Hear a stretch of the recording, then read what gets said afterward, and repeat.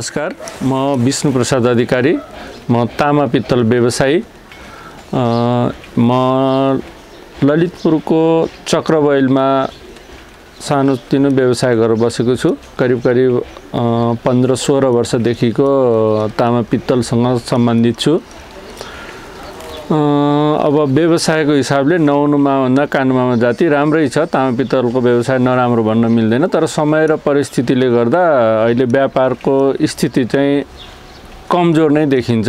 यो मेरो मात्रै होइन, समग्र देश या विश्वकै हिसाबले पनि व्यवसायमा ह्रास आएकै हो। अब नेपालकै हिसाबले हेर्ने हो भने भूकम्पदेखिको अनि कोभिड अनि नाकाबन्दी यी कारणहरूले गर्दाखेरि नेपालमा व्यापारको कमी हुँदै गयो भने अब कोभिडको कारणले गर्दा विश्वव्यापी समस्या भयो।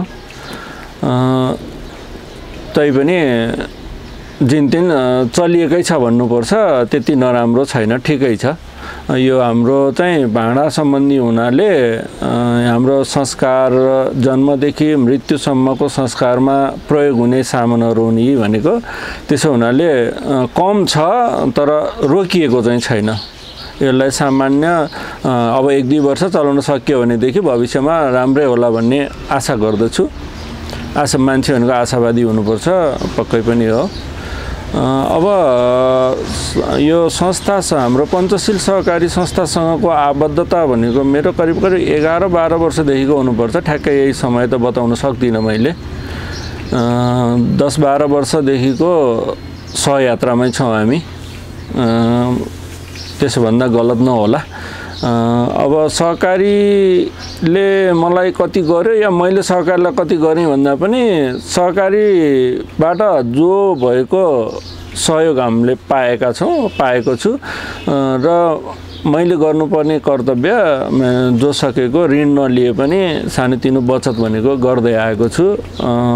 मलाई लाग्छ सहकारी पनि सन्तुष्ट नै छ होला। म त झन् धेरै सन्तुष्ट छु, किनभने मेरो आफ्नो बचत सुरक्षित छ भनेर मैले अनुभूति गर्न पाएको छु। यत्रो सहकारीहरूको कोलाहल हाहाकारको बेलामा पनि, भागाभागको बेलामा पनि पञ्चशील एउटा जङ्गे पिलर जतिकै भएर बसेको छ। त्यो नै हाम्रो लागि खुसीको कुरा हो। त्यही भएर नि म सुरक्षित छु भन्ने लाग्छ। अब सहकारीले कतिको सहयोग सुविधा भन्दा पनि अब सहकारीले गर्नुपर्ने हाम्रो लागि गरिदिइराखेकै छ। अब मैले कति गरेँ त्यो सहकारीले भन्ने कुरा हो, मैले भन्ने कुरा होइन। मेरो लागि चाहिँ सहकारी ठिक छ। पञ्चशील सहकारीलाई म सहकारीप्रति म आभारी नै छु। हस्, धन्यवाद।